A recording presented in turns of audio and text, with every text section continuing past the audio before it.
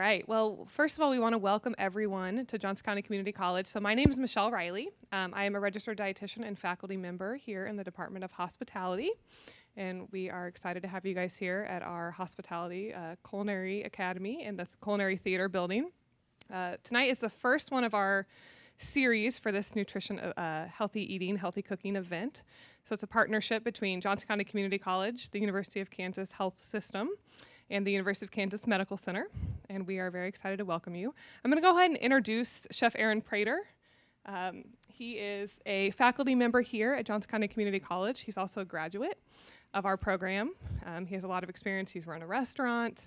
He teaches almost all of the classes in the culinary side. So he is really excited to bring to us some fun spring recipes tonight. So thank you, Chef Prater, for joining us. Thanks for coming. I'm going to pass the mic over to Dr. Debra Sullivan. Okay, so as Michelle said, I am Debra Sullivan, and I am the chair of the Department of Dietetics and Nutrition at the University of Kansas Medical Center. And so it's my pleasure to welcome you guys here as well. This has been a dream of mine for the longest time because we are partnering with a chef, and then we've got a physician and a dietitian from KU Health System. And this month we are focusing on stroke. And so we'll hear about that. But in your packet, you will see the flyers. We've got things planned out through the end of the year, so from now through December. On the second Wednesday of the month, you can come here and learn. It'll be different topics each month. So I'll just introduce our physician and our dietitian for this evening. So our physician is Dr. Laith Maali, and he's a board-certified vascular neurologist. And he specializes in stroke, which is perfect for this evening. And then our dietitian is Tara Marchello, and who's a dietitian at the health system, who is the perfect dietitian to do our presentation this evening. So with that, I will let Dr. Maali take over. All right. Thank you guys for coming in. I'm just going to move around and make this guy's job a little bit harder. So as you guys know, May is the Stroke Awareness Month, and we hope at KU to spread the word and spread the awareness about stroke. A little bit useful information. God forbids any of you guys will have a stroke. Maybe you'll convey this information for your beloved ones and share what you learned here today. So we'll start with basic concepts, like what is stroke to start with. So stroke basically is a blockage of a blood vessel that goes to the brain. So when you have a blockage, you'll stop the blood supply. I'm just going to, with slides, yeah. So you'll stop the blood supply, as you can see in this diagram. And when the blood supply cuts off to an area to the brain, basically you will lose oxygen supply to that area. And cells start gradually to die from that, just because of lack of oxygen. So basically that's what's stroke. It's a blockage of blood vessel for whatever reason we're going to talk about. So if you want to talk about numbers, and that's a little bit staggering numbers. In the US, 800,000 people will suffer a stroke or recurrence of stroke every single year. So that's big numbers. If you good at math, you'll do it and you'll find out that stroke happens every 40 seconds. And stroke is the 5th leading cause of death in the US. Now we're down from 3, a third cause in the last few years, but 5th is an improvement, but still pretty significant. The leading cause of disability throughout the adult person life. And the good thing, if you work on your risk factors and the preventative reasons or the risks that put you vulnerable to stroke, you could potentially prevent 80% of stroke that would happen in population. So there's a good number that you can prevent. Unfortunately, people does not jump on it at the right time.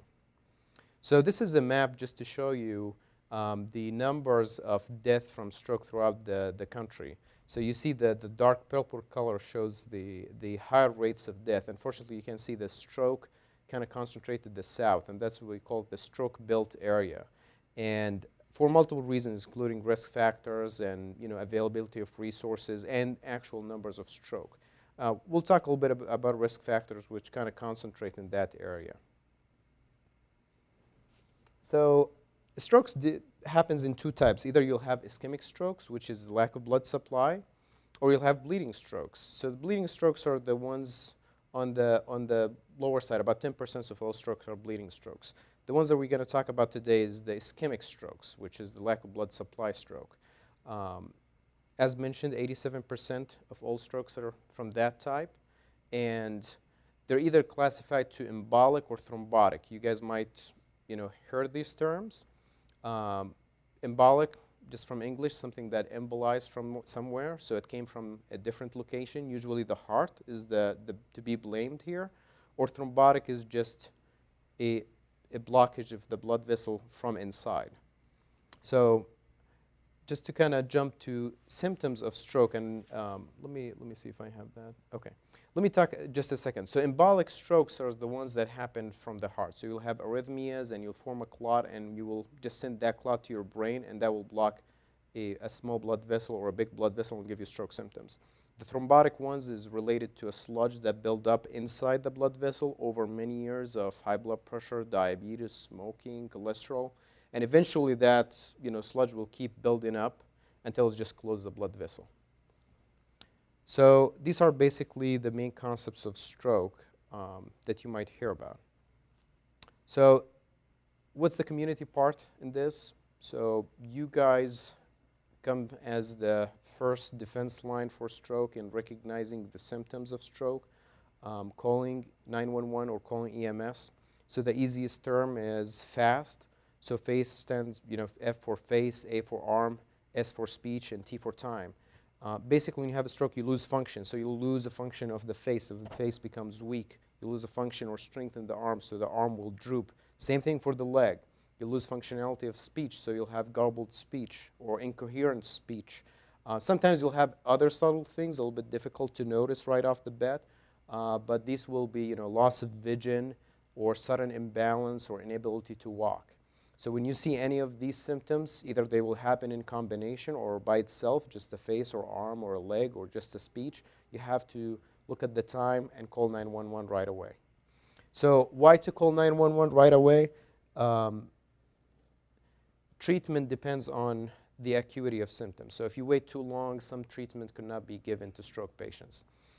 What do we do for stroke patients? We have two types of treatment. We have medications, so the medication called TPA, and we have a procedure that extracts the clot out. So the medications, this was approved in '96, and it could only be given up to 4.5 hours from the beginning of stroke symptoms. So you see why that time is important. The sooner you get the patient to the hospital, the chances of this medication working and the chances of patient recovering from stroke becomes much, much higher. The farther it goes, the chances start to go down, and once you're beyond 4.5 hours, we can't give that medication anymore.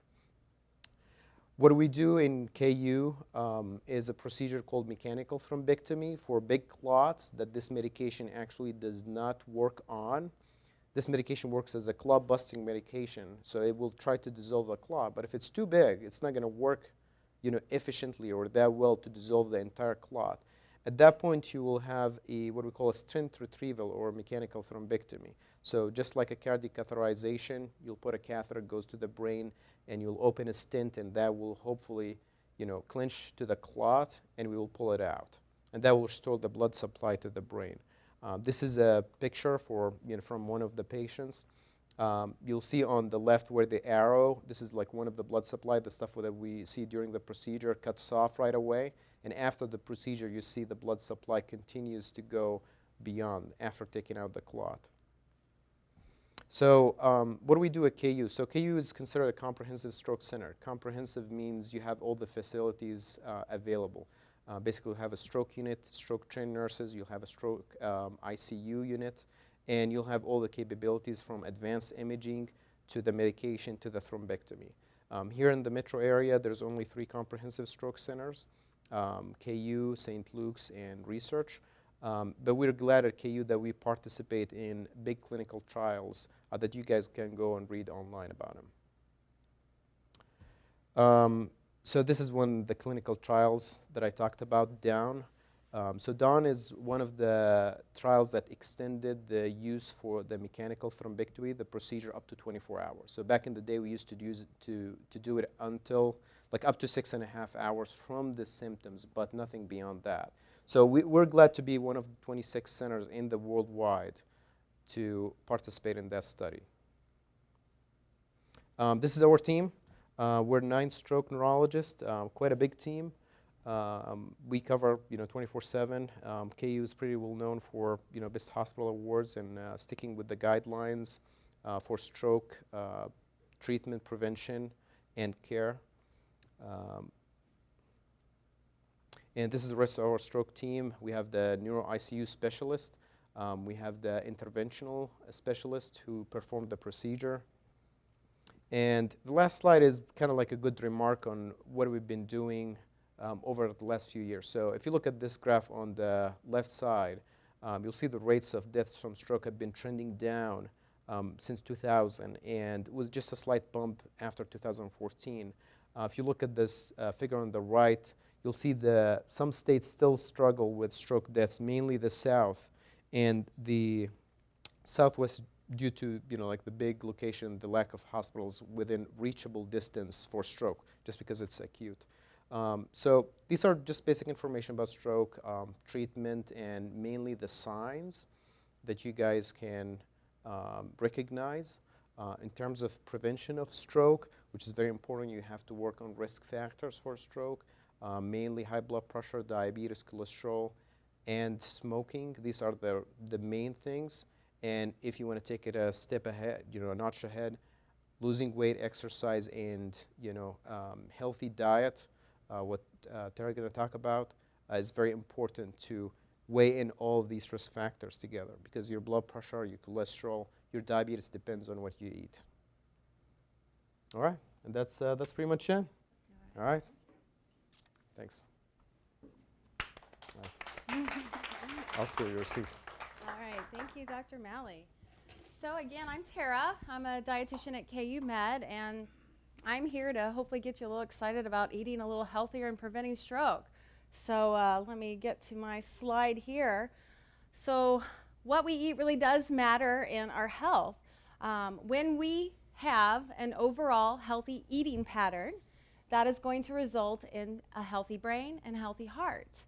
And with that, we get reduced blood pressure. So when our blood pressure is controlled, we're going to take that strain off those blood vessels and reduce inflammation. In addition, a healthy diet is going to help lower cholesterol levels in our body, which will ultimately reduce the plaque buildup that can happen in our arteries, and therefore reducing that risk of clot formation and breakage that can lead to stroke. So the payoff of a healthy diet is not only do we get a happier, healthier heart and brain, but we also have a healthier weight, increased mood, more energy, and decreased cravings. So what is a healthy diet? Well, in the 1990s, a diet was developed called the Dietary Approaches to Stop Hypertension, or the DASH diet. Now this diet was developed to reduce blood pressure. In the 2+ decades that it's been around, it's not only been proven to reduce blood pressure, but also reduce the risk of some diseases, such as heart disease, stroke, diabetes, some cancers, and obesity. So what this diet does is it promotes increased consumption of unprocessed foods, whole foods, plant foods, fruits and vegetables as shown here, whole grains, nuts, seeds, and beans. It pushes us to have more unsaturated fats and less saturated fats.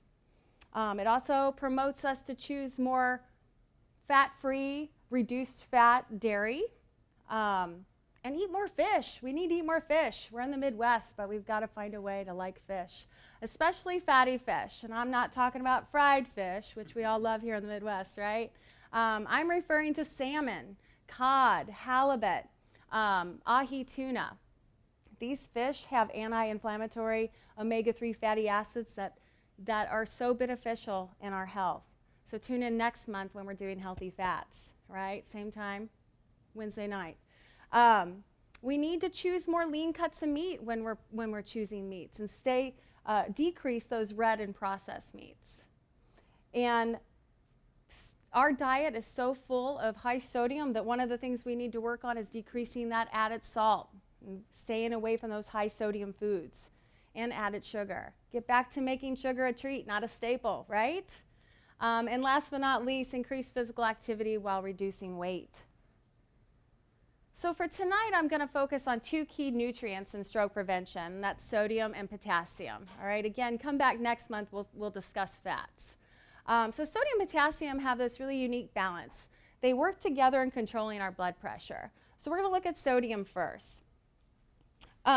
Sodium is found in most foods. You can't avoid it. You know, we just need to work on decreasing the amount we have so that we can keep our blood pressure in control.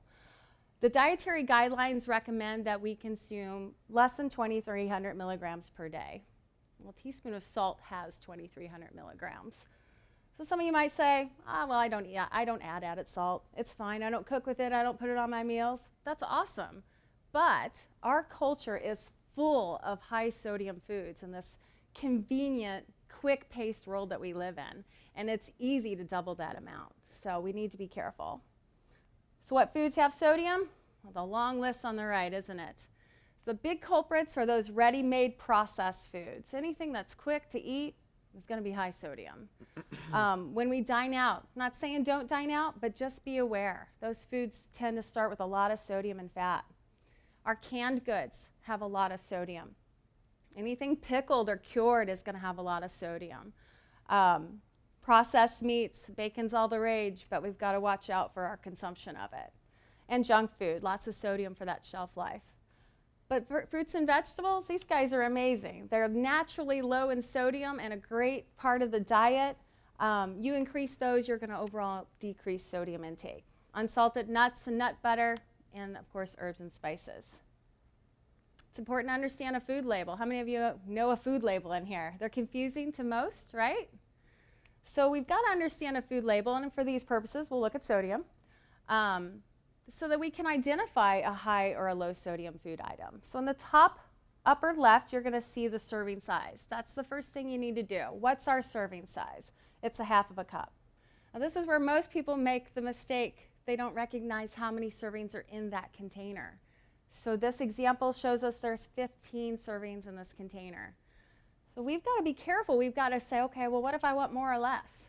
So when we scroll down on that, we find sodium. It says 95 milligrams. Well, if I'm going to have a cup, let's say, then I've doubled my serving size, right? I've taken a half a cup, one serving, to 1 cup, that's 2 servings. So I've got to be sure I double that 95 milligrams, all right? Well, then how do I know it's a high sodium food or a low sodium food? I just know my math now, right? So take a look at these couple numbers, maybe write them down. If something's 140 milligrams or less, that's considered a low sodium food. If it's 300 milligrams, that's considered a high sodium food. So that gives you a nice kind of guideline to go off of. And in general, we recommend people stay within a less than 600 milligrams of sodium per meal. Oh, now there's the X's. Whoops. See, I don't want you getting all frustrated and worried about some of that extra info for these purposes, okay? So moving on to potassium, the other side of the scale here.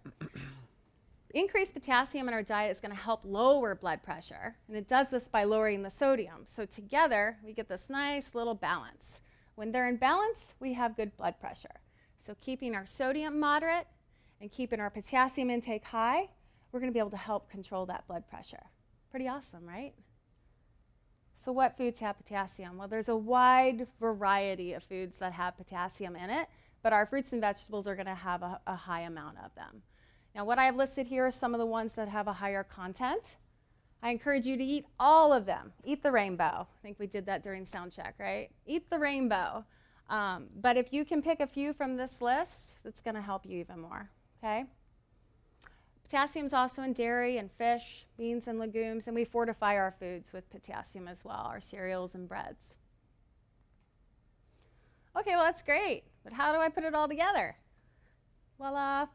This is the MyPlate method developed by the USDA. It replaced the MyPyramid in 2011. And what's great about this is it gives us a better representation of how to put our food groups together, right? It's not a slice of a pyramid. We've got a plate to look at. So it's a little easier for us to understand how to put these food groups together. And then the purposes of the nutrients we're talking about tonight, fruits and vegetables, naturally low in sodium. So by increasing our intake and making it half of our meals, we've already reduced our sodium intake. So it's a great strategy. I can't say enough about these guys. They're amazing. So things I'd like you to remember tonight: limit sodium from food and drink. Make more homemade foods. You'll learn some great stuff tonight. Eat more fruits and vegetables. Skip the added salt. Let's see what else I said here. I encourage you to eat 5 a day. Research has proven that this is highly beneficial to our health, so 5 a day. Shop seasonal, just a little FYI. If it's in season, it's going to be more flavorful, and you're gonna like it, and you're gonna eat it more. So shop in season. There's a great app I could tell you about later that'll give you some info on that. And it's also costly, so in a good way. So buy fresh or frozen produce when able. If not, choose the no salt added versions that are on the market today. Shop the outside. We have probably heard this before, right? Shop the outside of the the outside aisle. This is where all that fresh produce is going to be. We're going to have more of those whole foods that will help limit our overall intake of sodium if we kind of fill our cart with more of those guys. And careful when dining out. I just got to put this out here again. High sodium, high fat when we dine out. And it's even hard when we choose something healthy. So feel free, especially, you can't do it so much in fast food, but when you're eating out, talk to your server. Ask for them to prepare it the way you want. All right? That'll help you out a lot. And in the end, it saves you. Don't worry about them. Worry about you, right? And I put split entrees on here because I tell you, if you look up some nutrition info on some of these entrees out there, it is shocking. You can easily eat 2,000-3,000 milligrams of sodium in one entree. I challenge you, go look up one of your favorite foods, not to judge, but any food. So splitting an entree, you're going to decrease that intake, right? Ask for a to-go box. Put half of it away when you get started. That way it's out of sight, out of mind, right? Eat slowly. Enjoy that social time, because when we're socializing, I'm not gobbling as quick, right? So therefore, I'm going to reduce that overall intake. Eat more fruits and vegetables when they're available on the menu. What's that going to do? Help combat that sodium, right? And be aware. Knowledge is power. Look up. We've got some great apps listed here. Look up the information ahead of time. You know, it's surprising. Some of it's good, some of it's bad, but the more you know, right, you can help control your health better. And last but not least, have fun with flavor. Get into the kitchen, get adventurous, get together. I know you two came together. You know, make it a family event. Get everyone involved. Try different herbs and spices you've never heard of before. Try a new food. You know, if it fails, try again. Try different prep methods. I tell you what, when I worked on increasing my own vegetable intake, I've tried roasting, and I love it. It has changed the flavor profile greatly from good old canned vegetables I grew up on. So try different things. Use Mrs. Dash, other no salt added seasonings, and throw some thin acidic in there. For a quick go-to, I like to do a little Mrs. Dash, a little lemon juice, and you've got something quick. But for more even elaborate, wonderful cooking techniques without adding sodium in the kitchen, I'm going to turn it over to this guy who's an expert. He's going to give us a little more know-how.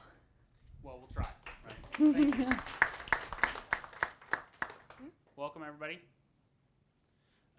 So we've got a couple different things that we're going to try tonight. We've got some things for you to eat. One of the things that we wanted to talk about was reducing your red meat intake. We're in, I don't know if you know this, but we're kind of in a cow town. We like our beef around here, right? So I was struck, I don't know, we were talking about this 2 months ago probably. Sonic has introduced a cheeseburger that is made of 30% mushrooms, right? So it's still beef. They just took 30% of it away and added a chopped pureed mushroom into it, and it's pretty good.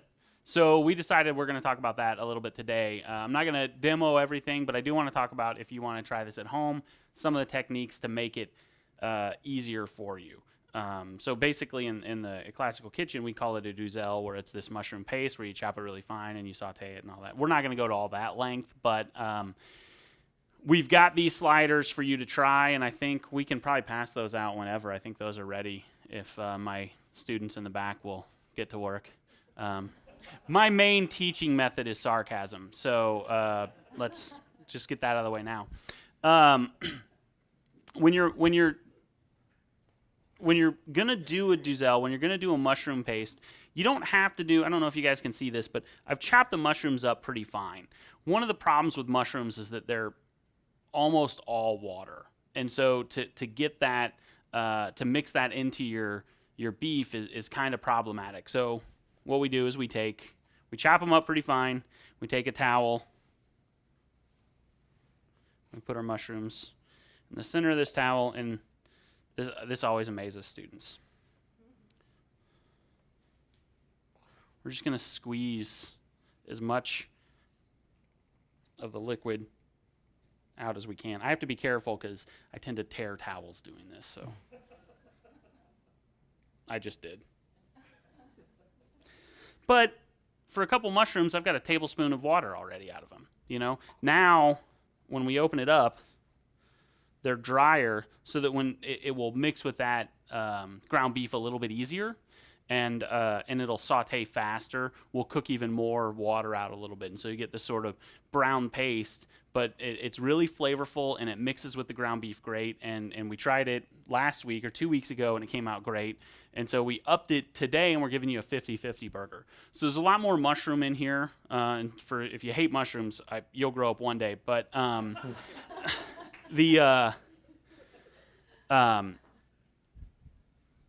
going to get a little bit of a mushroom taste, but it's pretty good. It still tastes like a burger, right? So you can go to a barbecue and eat with your friends and not feel like you're hiding. Although if you really want, you can buy the Impossible Burger. Has anybody heard of the Impossible Burger? So the Impossible Burger is this vegan burger, and really creative. You can cook it medium rare and it bleeds. And so White Castle actually is rolled them out nationwide. Not that we have any White Castles around here anymore. But if you want to eat healthy while you're out, a lot of fast food chains are actually driving this movement to a healthier burger, a healthier fast food options. And so even when you're out or on the road, there's opportunities to eat better than a Big Mac or whatever, right? So the next thing we're going to do, we're going to make sort of a spring vegetable soup. And there's a couple key things that we want to talk about first. We're going to talk about building flavor. There's a couple techniques that we can go through, but the other thing I really want to focus on is taste. We only have really 5 tastes. Now, there's some argument that is growing. There's a lot of research into it, and people are sort of thinking that fat is the 6th taste. But really, what's settled is that we've got these 5, right? The 4 we grew up with: sour, salty, bitter, and sweet, right? And then umami. Umami is glutamates. It's that sort of richness that comes from meat or mushrooms or aged cheeses. Usually your umami comes from the ingredients that you choose to cook with, like tomatoes. That jelly in tomato is like a crazy umami bomb. Does anybody like Vegemite? Anybody know what Vegemite is? Right? Vegemite's this Australian yeast concentrate paste that's pretty gross, but it's full of umami, and so you can add a dash of it to a stock or a soup, and it gives you that richness that a lot of people miss when they cut meat out of their diet. So umami we play with in the kitchen, but it's not really well understood, but it's your ingredients. Today for umami, we're going to use mushrooms because mushrooms are full of umami. But the others I want to talk about. Salt is very important. Our body craves it. We have to have it, but as Sarah just said, we have to be careful how much we have, right? But salt does a few things for us. One, it makes our food taste better. Cooking without salt is really hard. You know, it just doesn't taste as good. So we have to use a little bit, but we want to use it sparingly. Now, as a professional chef in the industry, that's one of my secrets. I use salt to make everything taste better. It tastes bigger, it tastes bolder, and that's what you do when you're trying to convince your guests that I'm a better cook than you. I just use a lot more salt and butter and cream and those things. It's not that I'm a better cook. I mean, maybe I am, but really, right, I have this arsenal of things that I throw into it that make it seem that way. It's just bigger, bolder flavors. Salt does a couple things for us too, though. It minimizes bitter flavors. Our body developed an aversion to bitterness because most poisons are bitter, right? So salting bitter foods actually makes them a little less bitter. And then it makes sweet foods a little more sweet. Who's put salt on their watermelon? Yeah, it tastes better, right? Or salted caramel, maybe that's a better example, right? Salted caramel's great. Who wants regular caramel, right? So salt sort of takes care of this side, the 4 of the big 5 tastes. or 3 of the big 5 tastes, right? And then umami is that ingredient based sort of thing. Now, there are ways to up umami, right? I think Trader Joe sells a little tube of paste they call umami bomb. Soy sauce is a great way to add some umami. But we handle those things almost second nature, right? The one we always leave out is acid. You brought up a really good point. You add a little lemon juice to a dish, it's going to make it taste so much better, right? So what I do at home is I cook with vinegar or lemon juice all the time, or sometimes I even use a little bit of powdered citric acid too, depending on what I'm cooking. Now, not everybody has the pantry that I have because I'm kind of weird, but and I acknowledge that fully. You know this by now. If we balance that acid, it brightens up those flavors and it lets us taste everything in the dish a lot of times in a way that salt does without adding that excess sodium, right? And the other thing that sour does or acid does for us is it cleanses the palate. It cuts through the fat that tends to coat your taste buds so that you can actually taste the foods more distinctly. So a little bit of acid. Today we're going to use a little bit of sherry vinegar in our soup, but any vinegar would work. Champagne vinegar, lemon juice, any acid would work. I just happen to like the sort of depth of flavor that an aged vinegar has in a lighter soup. So we'll let you kind of explore that if you want. The other thing that's important to note about flavor, though, we only have those 5 tastes. So everything else is aroma. I mean, what does a strawberry taste like? When we break it down into salty, sour, bitter, sweet, right? We have sweet and we have sour, and that's about it. But does that describe a strawberry? No, right? So flavor comes from aroma. 90% of taste, of what we call taste, comes from aroma. And the way to play with that is to just use a boatload of ingredients. Isolate them, complement them, muddle them all together 100 different ways. So you can see I've got all kinds of stuff over here. We're going to throw everything we can into this pot, everything that's fresh, everything that's seasonal, everything that's local. This is a spring version. It could easily be a summer version with tomatoes and corn. It could easily be a fall version with squash and beets. It could easily be a winter version with dried stuff or frozen stuff or canned stuff.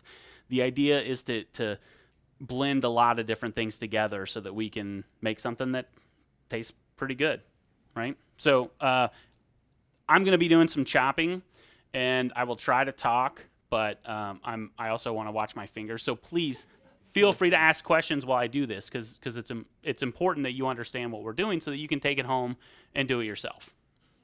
So I'm going to turn a low flame on here. I don't cook in here too often. I don't know which one's which. One of the things that we can do to increase flavor is roasting or cooking the vegetables. Some things we want to keep very fresh because that taste is distinct, but some things we want to change that flavor early on. And one of the things that I think benefits the most from... Who hates mushrooms, by the way? Anybody here hate mushrooms? They're not going to raise their hand now. Why? I'll make fun of them for something else. Mushrooms benefit from a really good browning. The flavor just gets deeper and more evolved, and it just really can go a long way. You don't necessarily always want to do it in a lighter dish like this spring soup, but in the fall soup, you really might like that deep, woodsy, earthy flavor that mushrooms can bring. I think they're bringing your burgers down. So please, I want your reactions when you try it. Yeah. Sure. Let me think about that. One thing that I would maybe try is turnips.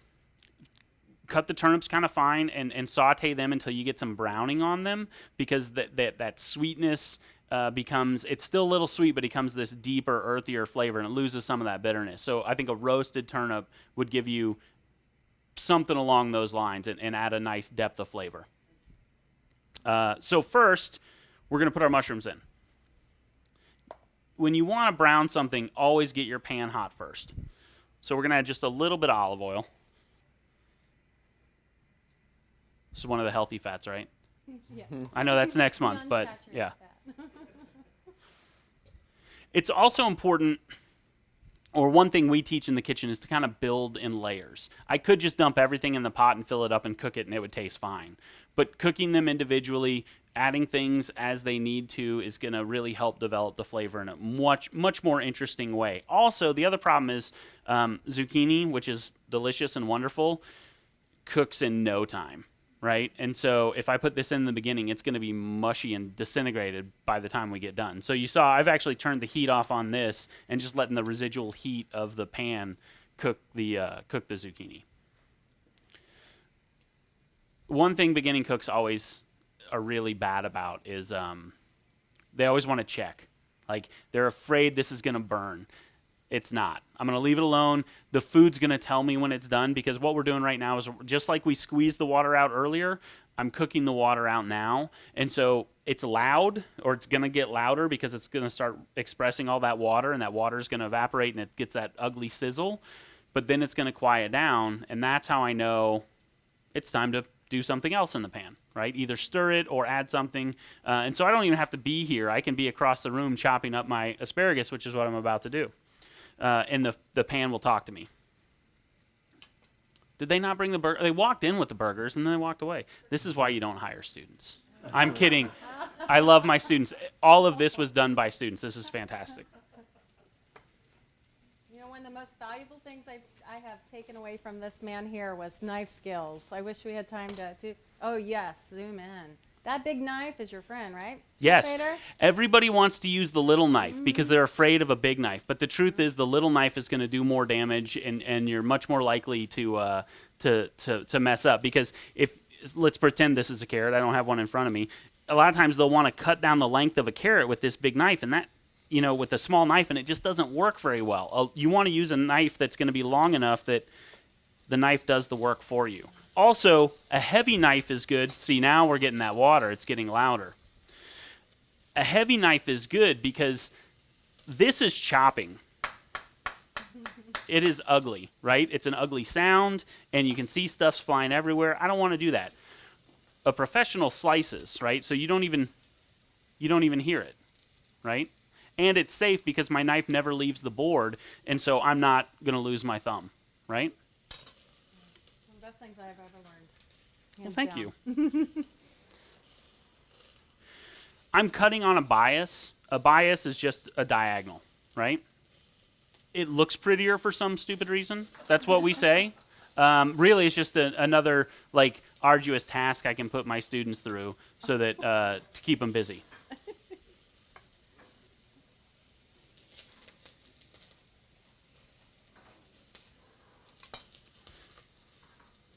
Cut a little bit more. These end pieces, asparagus especially, gets really woody, right? These have kind of been trimmed a little, I think. Yeah, it's not too bad. All the little end pieces can go in your soup. Sorry, I shouldn't have eaten something. They also make great stock. So we've got a spring vegetable soup recipe up here. On the top, I give you a stock recipe. And it just uses all the leftover pieces from the soup itself. So you don't have to go buy anything fancy. You've already got the stuff. Just throw it in the pot, add some water, simmer it for about 20 minutes, and you've got a good flavorful base to build the soup with. So now that I can hear it sizzling, I'm just going to stir it. And I don't know, can we get a shot of the mushrooms?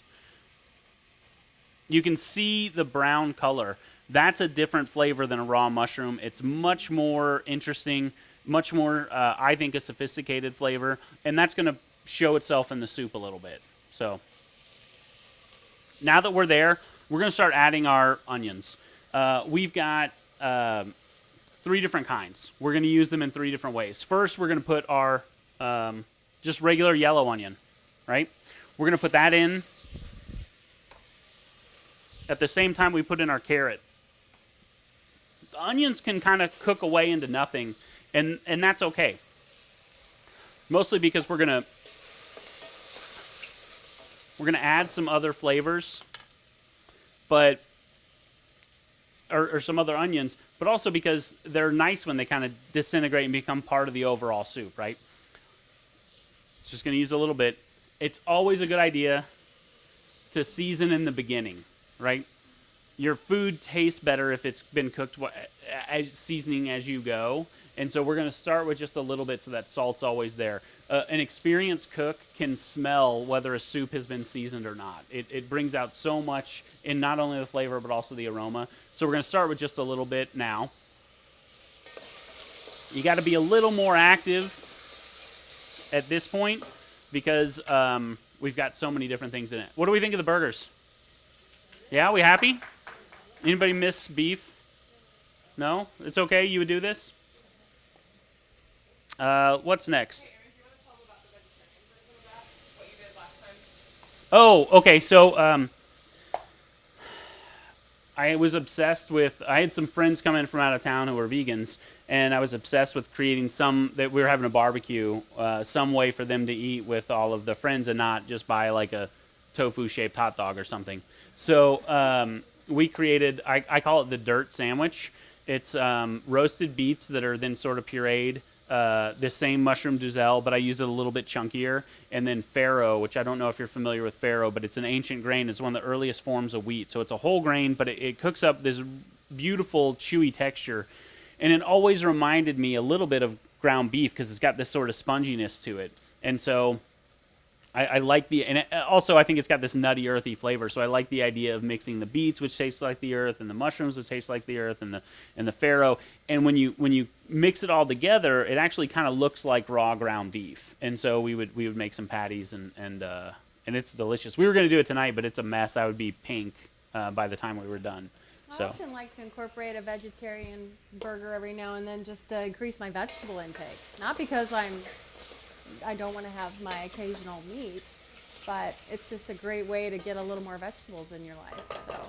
So I just put in fennel. We only use the bulb of the fennel. The top has these long stalks that have these beautiful fronds that look like dill. I'd show them to you, but I already used them in the stock because they're beautiful for stock. They really just add a lovely, almost licorice flavor that I know probably most of you hate black licorice, but really I think it adds a depth of flavor in stock that's fantastic. The other top I use, which is our next ingredient, is leeks. These are finely diced, but the top of leek, the green part of a leek, is pretty much inedible. There's too much cellulose and it won't cook down, and it's always stringy and tough. So you can't really, you buy the leek and it's there, but you can't really do much with it. But again, it makes a wonderful vegetable stock. And so the fennel tops and the leek tops go in your stock, and then you don't have to worry about composting them, right? Because everybody composts? Yeah? No? You should. So we're going to put some leek in, and at the same time, I'm going to add herbs. You can use whatever you want. The mixture I'm using is a combination, sort of equal parts sage, thyme, and rosemary. So this is just a chiffonade of sage, some chopped thyme, and some rosemary. Now these three herbs are pretty hardy, and they'll hold up to the cooking, and we'll taste them in the dish. But leafier greens, more delicate things, parsley, basil, tarragon, those things, if you cook them too long, they just die. You don't have any flavor. So the tougher, woodier herbs you can put in early. We're going to put some in at the end too, just so you get that freshness right off the top. But they're great sitting in the pot for a while, simmering.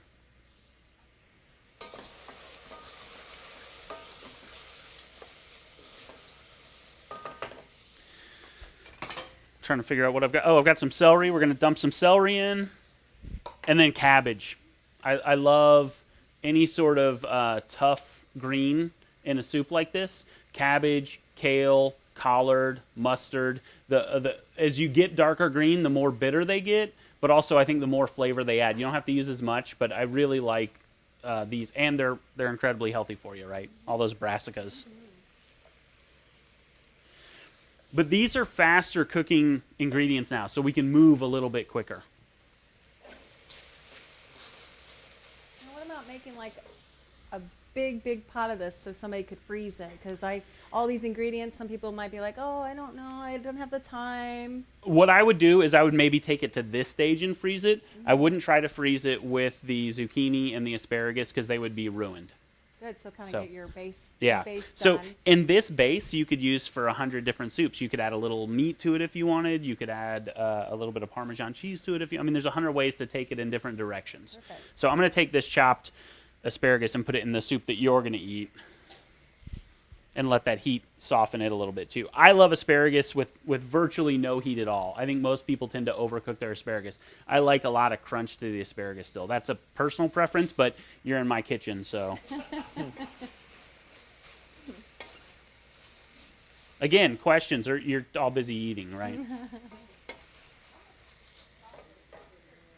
How much what? Stock.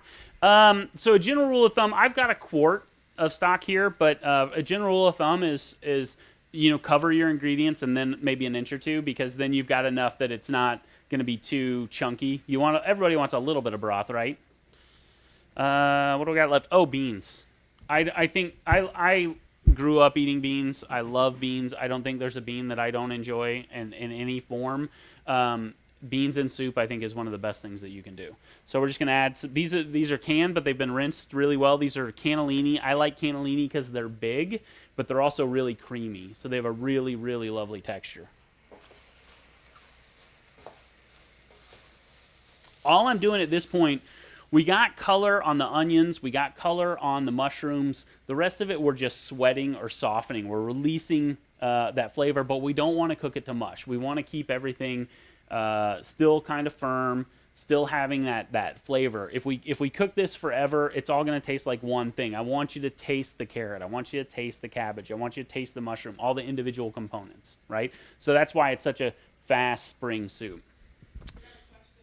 Oh, please.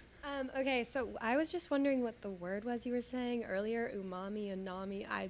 Umami, Yeah. UMAMI. It was discovered or sort of classified by a Japanese scientist, and I'm trying to remember when it was. I think it was roughly 100 years ago. And it's glutamates. So MSG is a big umami additive, and I know there's a lot of people are scared of MSG. It's really made a big comeback in commercial kitchens. A lot of chefs really believe in it these days, but we're not using any today. But you can get natural sources of umami. The big ones are soy sauce, mushrooms, red meats, and Parmesan cheese is a huge place to get umami. All right, so we've kind of softened everything. I'm going to add a little bit of garlic, as much or as little as you want. I think people tend to go overboard with garlic personally, but and now I'm going to add my stock. And this is it's the vegetable stock. It's made with carrots, onions, celery, leeks, mushrooms, and the tops of the fennel. We'll bring this to a simmer. And again, we put some salt in earlier. I'm going to put just a little bit more, just a tiny pinch. And that's okay, because when you eat mostly at home and you're preparing all these fresh foods and vegetables, you have a little room for that additional salt. Remember, in my slide, I can show it at the end, decrease those items. Our diet's really heavy in it, so we've got a little room. And your food just tastes flat with that. You need a little bit. Your body does crave it, but we don't want to go overboard.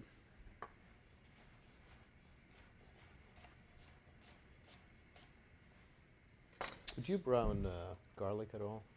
I would. You have to be careful, though, because garlic, once it starts to turn brown, it becomes very bitter. And so you don't want it to burn. And the difference between burned garlic and just browned garlic or roasted garlic is about 10 seconds. So usually when I add garlic to the pan, I go about 15 seconds before I add something else to keep it from burning. But there are a few dishes, especially in Italy, where you'll shave it and you want to brown it because you like that little bit of bitterness. So it just depends on what you're looking for. Me personally, like roasted garlic that people put in the oven for a long time and just like cut the top off and spread on toast. I can't stand that taste. I think it's gross, but that's a personal thing. But it is a great way to get a lot of garlic into your diet, and it brings out a little sweetness. There's a lot of things I hate. I'm super picky. Okay, so once this comes to a simmer, I'm just going to add the zucchini and the asparagus and let it sit 5 minutes, and then I'm going to finish with just some more fresh herbs so we get that bright flavor. And I've got a big pot of it that I did earlier, and I'm going to adjust the seasoning with a little bit of vinegar. I always do the vinegar at the end. The acid has a tendency to sort of break the vegetables down. It depends on the vegetable. Sometimes they get softer, sometimes they actually get tougher. And then also it has a bad problem of turning your vegetables sort of brown, right? So I usually, when I say use this stuff, I say add it to the bowl, not to the pot. So I'm gonna add it to the pot because There's too many of you, right?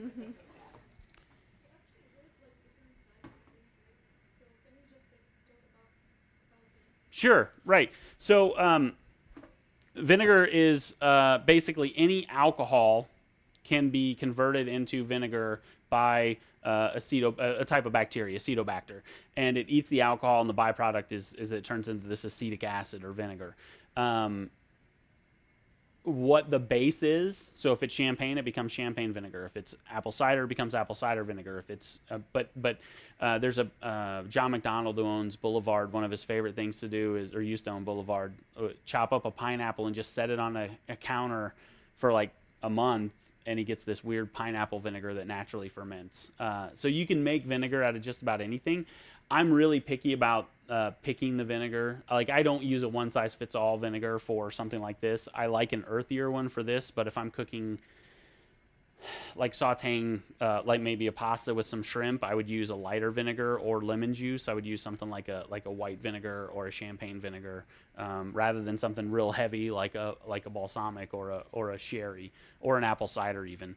Balsamic vinegar is kind of in a class by itself. There's a lot of sugar in that, and I don't usually use that to balance flavors because that sweetness changes everything quite a bit too. And it's so dark that it makes everything look kind of muddy and brown. White distilled vinegar is sort of a neutral one, and it works great for cooking because the only thing it's going to do is add some acid, no other flavors. I want cherry because I want that flavor in this one, but you can use anything. Yeah. So what's the difference between using vinegar and wine? Well, the acid content. Vinegars are usually they're always formulated to about 5%, because if you go above 5% acidity, it's strong enough that it starts to like eat away at your tongue. Not enough that you're gonna hurt yourself, but like it's not pleasant. So wine, the acidity in wine, I don't know what the pH of wine is, but it's going to be much, much lower. It does add some acid, but it's going to be at a much lower rate. And usually as you're cooking, you're breaking down that acid so you don't get as much. And so usually when you cook with wine, especially if you're doing saute, like an aggressive method where you're just sort of finishing something, or deglazing a pan, you get more of the sweetness because that vinegar gets broken down through the heat. There is one that we use in the kitchen a lot called verjus, which is unripe grape juice. So it's not wine, but it's unripe grape juice, and it's somewhere between wine and vinegar. It's a little more sour than wine, a little less sour than vinegar, but you get that sort of winey characteristic out of it.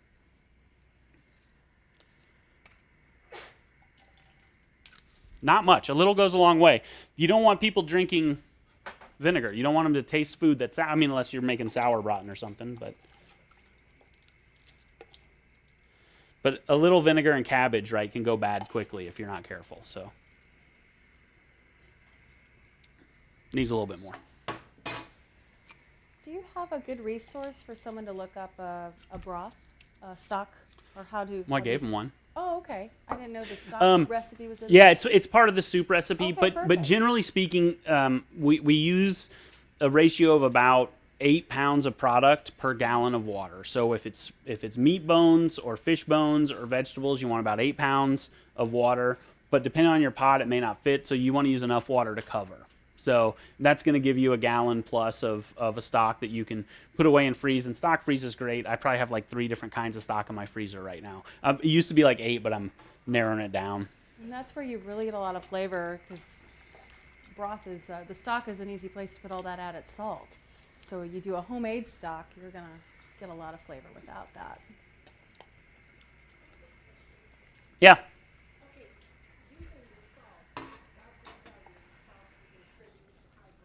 Mm-hmm.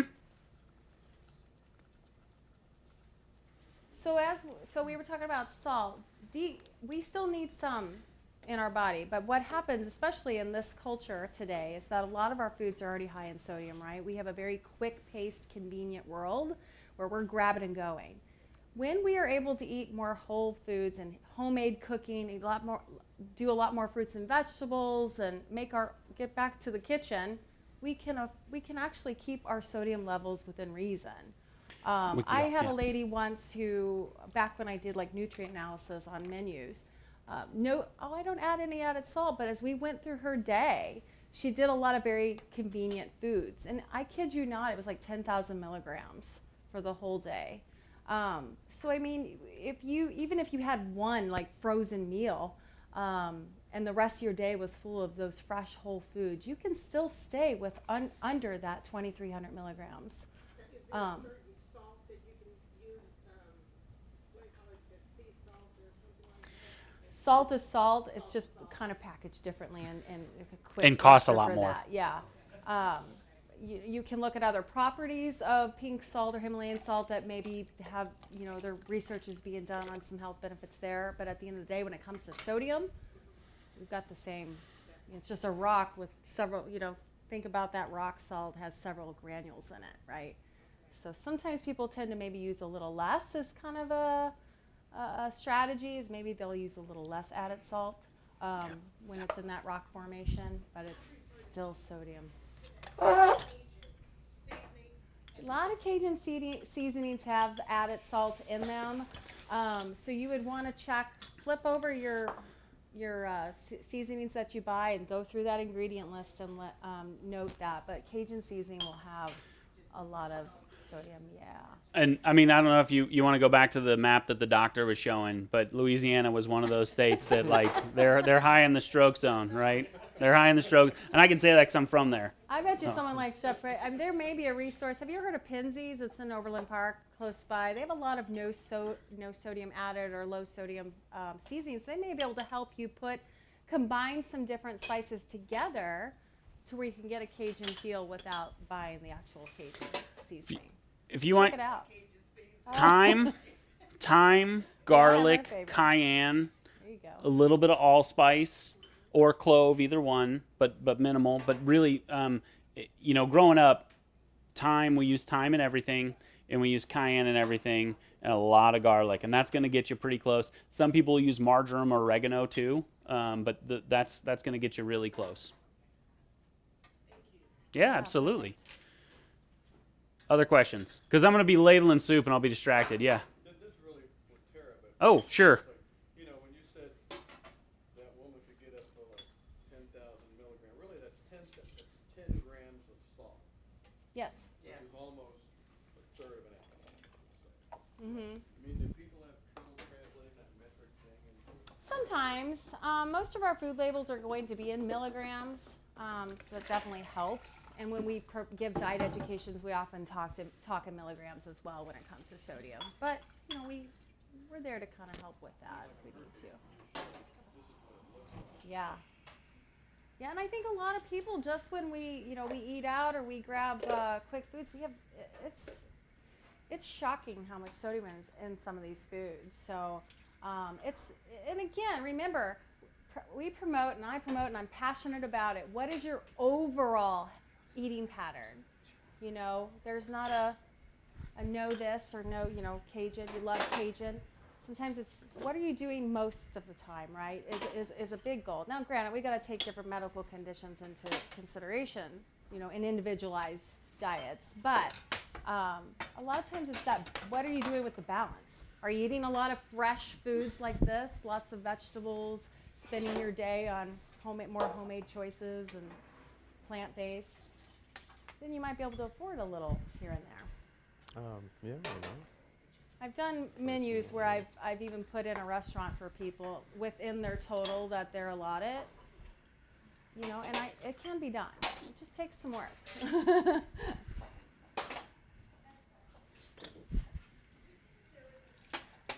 Yes, there is an app called Seasonal and Simple. It's free, and it will go through and just kind of have a list of fruits and vegetables and tell you different recipes and little facts you want to know. But there's a spot on there too that you can click for what's currently in season.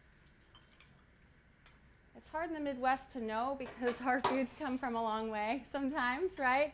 But they're plentiful, right? It's 2018, so we can pretty much have any fruit or vegetable we want most of the time, but they're not necessarily in season. So seasonal and simple is what that's called. Yes. Uh-oh. We're good at those. This is fishing season in Missouri, and I've got just a boatload of fish. Sure. Usually you fry it because it's crappie. Right. And crappies delicious fried. I know it is.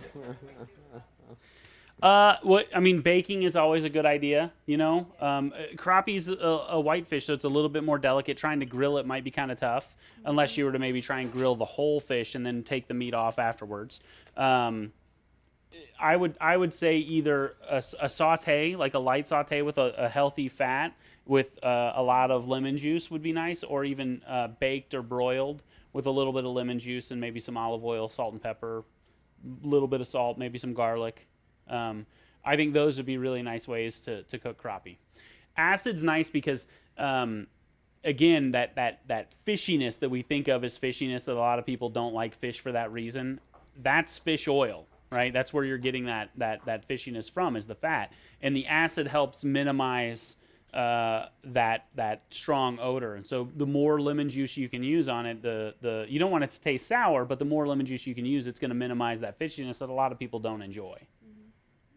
And canola oil is a good unsaturated fat that has that higher smoke point. Yeah. That could be a good option. And like you said, a little saute instead of smothering it. Just maybe a little bit of oil to get that crispness you're desiring without completely submerging it can help. And also, are you Yeah. Well, come on. We all have a little room in our diets, right, for a little fun. But I think that the takeaway is, are you doing it every day? Oh, thank you. You know? What is that overall picture that you're painting for your health? You know, if you're getting that fried food every night, that could potentially be a risk. There's also a French technique called en papillote or en parchment, and basically you take this piece of paper and you fold it in half and you put your fish inside this little pouch. And I like to put it on a bed of fresh vegetables, so I'll slice some onion and slice some fennel. Actually works really well too. And so you just put a little pile of vegetables down, and then you put your fish on top, and you put a little lemon and maybe some olive oil, and then you fold the paper over it, and you just fold the edges so it's closed like an envelope. You put that in the oven for about 10 minutes. It steams the fish. It's cooked perfectly. It's called en papillote. Oh, I mean, for that sort of thing, I would love to use some garlic and some dill, or maybe some, again, I'm from Louisiana, so I would do cayenne and thyme and garlic. Tarragon always goes well with that sort of thing. Fresh basil is a lovely addition to a steamed, because it's got such a pungent aroma that as soon as you open that paper, you're just going to smell all that fish and basil together, and it's really, really lovely. And the only fat there is the fat that you add, so you can really control. It's a nice healthy cooking method because it's steamed. Yeah. Did you say that's just parchment paper? Yep, just parchment paper. And I would show it to you now, but I don't have fish. But there's plenty of YouTube videos. It's just called en papillote, or if you just parchment cooking, I'm sure would get it as well. Yeah. Mm-hmm. So like two parts. Did you throw the mushrooms in first and then the oil? No, always get your pan hot, then get your oil hot, then put your food in. Okay. Yeah. But the second thing is, mushrooms tend to suck up the oil. Yeah, but the longer you cook them, they'll release that oil eventually. So you saw I didn't add any more oil. They will eventually let go of that oil. Because as you cook that, they're like a sponge, and as you cook that water out, it kind of shrinks back down and it leaves that oil out. But we didn't use, in this pot of soup, we used maybe a tablespoon oil. In this pot of soup, which was, 5 times the size, I probably used, 2 tablespoons of oil. You use it accordingly you can use less as you scale up. Yeah. No other questions? How was the soup? Yeah, are you happy? Okay, good. Thank you. But we got a question? Yeah, when you go outside and you dine out, is there like a way to estimate the calories for your routine? As far as like chain, anything that's a chain, you can look up most information. If it's local, you're going to have to kind of use your best guesstimate. But a lot of times what I recommend is maybe find something similar on a food tracker. Have you heard of MyFitnessPal? It's a great database. You could potentially find something that's a little similar. and kind of get at least a good idea of what you're looking at. It is a little more challenging though, the local restaurants, and some you go to these nicer, Chef Prater knows many of them in town, these nice places with the little small servings, and you're getting these fun, unique foods, and you walk away and you think you did really good, but No, I you don't know didn't. how many calories. No, you didn't. So sometimes you just do your best, try to make your day balance out, get your veggies in when you can, but it is challenging. I think you just need a little more work with like a tracker and maybe identifying different types of foods. If I know there's a cream in there, I know that if there's a cream sauce, that roughly a tablespoon, which is roughly your thumb, is probably it's going to be at least 100, 120 calories, 100, something like that. So sauces can get you. And then I just do my best. Now you're giving away all my Good secrets. guesstimate. Right. Sorry. Perfect. Well, I want to thank our presenters for coming. We're going to hang around for more questions, but we're going to go ahead and officially wrap things up. So we want to thank you guys for coming, and please don't forget about the ones moving forward, and feel free to bring friends. And we look forward to having you back in the future. So thank you, everyone. Yeah, thank you. Right.